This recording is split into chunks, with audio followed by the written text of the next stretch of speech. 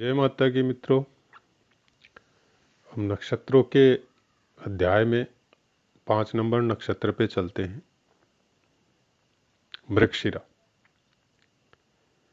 मृगशिरा के कौन कौन से सामान के, कौन कौन सी चीजों के, कौन से इंसानों के कारक का जो स्वामित्व दिया गया है मृगशिरा को, खुशबू, सेंट, परफ्यूम, वस्त्र, पानी से जितने भी पदार्थ उत्पन्न होते हैं, मोती, मूंगा, कमल आदि फूल, रत्न, समुद्र से जितने भी रत्न निकलते हैं, और वनवासी लोगों का समुदाय, वन्य पदार्थ, पक्षी, पशु, शराब पीने, उसके क्रय विक्रय करने वाले या पिलाने वाले, संगीत कुशल लोग या संगीत गायक, और गायन की जो परीक्षा करते हैं, समीक्षा करते हैं, वो लोग भी, कामुक लोग, संदेशवाहक, नकल करने में जो उस्ताद होते हैं जैसे कलाकार वगैरह, और समुद्र या दूर प्रदेश की यात्राएं, भवन निर्माण, बड़े सुंदर भवन बनाने का जो कारक है या जो वास्तुविद है, आर्किटेक्ट है, भवन निर्माण सामग्री जितनी भी है, वो सब इसी के अधीन है। मृगशिरा नक्षत्र का ही स्वामित्व उनके ऊपर है। ये सब चीजों के कारक मृगशिरा नक्षत्र है। तो से किसी का मृगशिरा नक्षत्र में जातक, चंद्र राशि, सूर्य राशि या लगन राशि कुछ भी हो सकती है, इनका कुछ प्रभाव उनके ऊपर या कुछ चीजों में हो सकता है। इससे संबंधित वो लोग कोई व्यापार करे, या इससे संबंधित वो इंसान हो, जैसे गायक हो, कलाकार हो, तो ऐसी कुछ हो सकता है। काम तो कुछ अलग करे, लेकिन ये एक प्लस पॉइंट उनके अंदर हो। से हम लोग अगल बगल में ही देखते हैं कि कोई आदमी टीचर है, लेकिन बड़ा जबरदस्त नकलची है, अच्छा नकल कर लेता है हर चीज का, हर इंसान की आवाज का। तो वैसा कुछ प्रभाव इस नक्षत्र का उस जातक के ऊपर पड़ता है। अब मृगशिरा नक्षत्र का स्वभाव, कि जो जन्म लेते हैं मृगशिरा नक्षत्र में, ये लोग आक्रामक होते हैं। मतलब आपकी बात को समझेंगे बाद में और आपके साथ मारपीट पहले कर लेंगे। सहन शक्ति नहीं होती है, कोई भी बात को सुनने की शक्ति, या कोई चीज को, जैसे इनको कोई चोट लग गया है तो उसको सह सके, वैसी चीज इनके नहीं होती है, लेकिन बहुत आक्रामक होते हैं। अटैकर जिसको आप बोल सकते हैं, जैसे आप सैनिक है या आप खिलाड़ी है या कोई भी काम है, जैसे बोलते हैं ना शीघ्रगामी जिनको बोला जाता है, कि सोचेंगे बाद में, और इनका हाथ पैर वगैरह ये अटैक मूड में पहले चालू हो जाएगा। युद्ध कुशल खिलाड़ी स्वभाव से ये लोग कुछ शर्मिले होते हैं और डरपोक भी होते हैं। चंचलता रहती है, एनी टाइम उछल कूद करना, शरारत करना, इनके स्वभाव की कुछ ये सब विशेषता होती है। खेल कूद आदि में या संघर्ष के कामों में, लड़ाई भिड़ाई के कामों में कुछ विशेष ध्यान देते हैं। बाकी जैसे घर वाले बोलते हैं तू पढ़ता क्यों नहीं है, तो ये घर वालों के सामने या डर की वजह से, कोई बच्चा है मृगशिरा नक्षत्र में पैदा हुआ है तो वो पढ़ने में, मतलब वो डर से ही पढ़ेगा। जैसे पिताजी मारेगा या भाई कुछ बोलेगा या माँ कुछ बोलेगी, तो उनके सामने तो पढ़ेगा, लेकिन जैसे ही वो दूर गए तो घर के अंदर जिस रूम में बैठा है या वहीं पे, या तो अपने दोस्तों के साथ खेलने चला जाएगा, या वहीं पे अंदर में कुछ तोड़ फोड़ करेगा, कुछ शरारत करेगा। इस टाइप का स्वभाव ऐसे बच्चों में होता है। धन कमाने में बड़े सफल होते हैं, धन संपत्ति का उपभोग भी बहुत करते हैं, ऐसे शांति प्रिय रहते हैं, लेकिन जब सिर पर बनाती है तो फिर वो पीछे भी नहीं हटते। नक्षत्रों के बारे में बहुत से पुराण है हम लोगों के पास। नारद जी ने भी बहुत कुछ लिखा है, वराहमिहिर जी ने भी बहुत कुछ लिखा है, पाराशर जी ने भी लिखा है, और उसके बाद में जो हम लोगों के व्याख्याकार है, उन्होंने भी अपनी रिसर्च से या अपने हिसाब से, जो उन लोगों का कुंडली देखने का अध्ययन की वजह से या अच्छे अच्छे शास्त्रों का, क्योंकि सब चीज़ तो श्लोकों में थी, तो अलग अलग व्याख्याकार ने एक ही शब्द का अलग अलग तरह से व्याख्या किया है। तो उनके मतों के हिसाब से अगर देखें तो नारद पुराण में या नारद जी के मत से ऐसे व्यक्ति आगम मतलब अर्थात शास्त्रों के विशेष विषयों, नीति, कानून, गणित, ये सब का अच्छा जानकार होता है। मतलब जैसे एस्ट्रोलॉजी गणित का विषय है तो उसमें उसको विशेष उपलब्धि होती है और विशेष जानकारी रखता है। पाराशर जी के हिसाब से ऐसे बच्चे युद्ध कला, मल्ल युद्ध या मार्शल आर्ट, जूडो, कराटे, ये सब खेल कूद के वो खेल कूद जिसमें अटैक हो, जैसे मार्शल आर्ट हो या बॉक्सिंग हो, वो सब में कुछ विशेष पारंगत होते हैं। राजा आदि बड़े लोगों का स्नेह भाव या आत्मीयता भी इन लोगों के ऊपर बनी हुई रहती है, ऐसे जातकों के ऊपर। अब इनके 4 चरण हैं हर नक्षत्र के, मैंने पहले भी बोला था। तो अलग अलग चरणों में पैदा हुए बच्चों का अलग अलग विशेष इफेक्ट उन चरणों का होता है। नक्षत्रों के विषय में अगर हम लोग जैसे ग्रह को देखें तो बहुत बार हम लोगों को पृथ्वी के मंगल नजदीक आ जाता है। सूर्य तो हम लोगों को साक्षात ही दिखता है, चंद्रमा भी एकदम ओपन दिखता है रात के समय में, और बाकी जो ग्रह है वो भी टेलीस्कोप से या पृथ्वी के थोड़ा नजदीक आने से चाहे छोटे रूप में दिखे हम लोगों को दिख जाते हैं, लेकिन नक्षत्र नहीं दिखते। और नक्षत्रों का इफेक्ट ग्रहों पे विशेष होता है और ग्रहों के द्वारा हम लोगों को मिलता है। कारण एक एक नक्षत्र कुछ कुछ तो ऐसे भी है जो बहुत बड़े हैं, ग्रहों से भी बड़े हैं।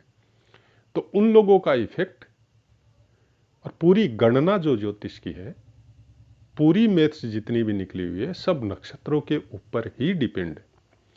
तो नक्षत्रों का विशेष इफेक्ट जातक के जीवन में होगा ही।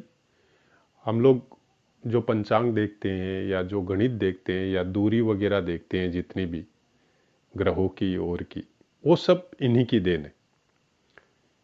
यही सब गणना की वजह से हम लोगों को आज के 100 साल बाद भी सूर्य ग्रहण कब होगा, किस दिन होगा, ये सब का पता चलता है।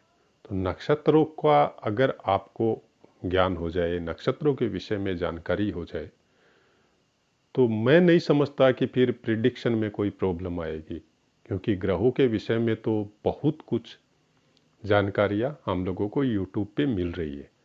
लेकिन नक्षत्रों के विषय में वही सब नियम लागू होंगे जो ग्रहों पे लागू होते हैं। जैसे हम लोगों की कुंडली में वर्ग कुंडलियां बनती है, सूर्य चंद्र और लगन कुंडली बनती है, वो सब का सम्मिलित इफेक्ट जातक पे होता है। दिन बार कौन से टाइम में क्या हो सकता है, या एक बेसिक जानकारी उसकी किस तरह का आदमी होगा, कौन सी महादशा में कैसा होगा, वही सब चीज नक्षत्रों से भी अगर निकाल ली जाए तो उसका इफेक्ट बहुत अच्छा होता है।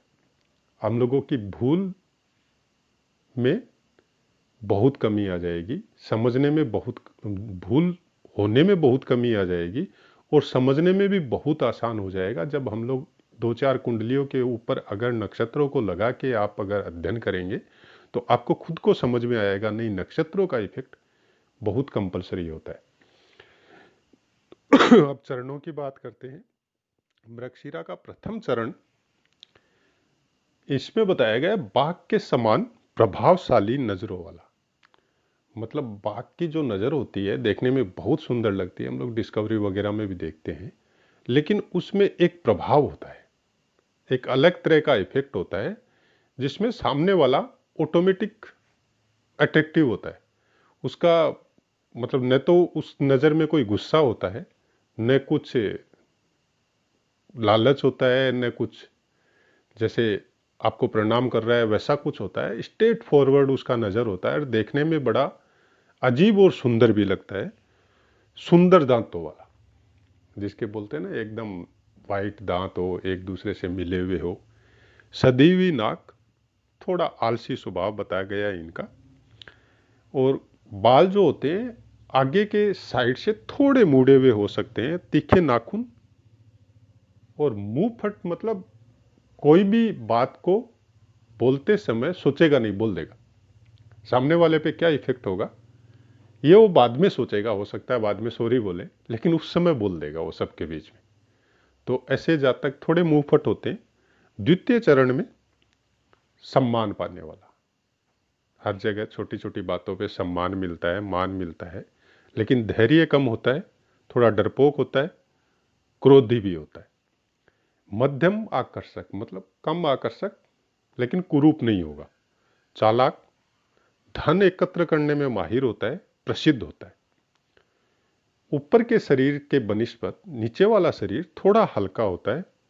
और हम लोग ऐसे जातकों से अगर आप बात करते हैं तो आपके सामने बात करेगा, और जब आप चले जाएंगे तो वो पीछे से थोड़ा बड़बड़ाने की आदत जो हम लोग समाज या घर परिवार में देखते हैं कि पीछे से कोई आदमी बड़बड़ा रहा है, लेकिन वो क्या बोल रहा है वो समझ में नहीं आता है, बगल में खड़ा हुआ उस आदमी को भी। तो ऐसे कुछ बड़बड़ाने जैसी आदत इन लोगों की होती है।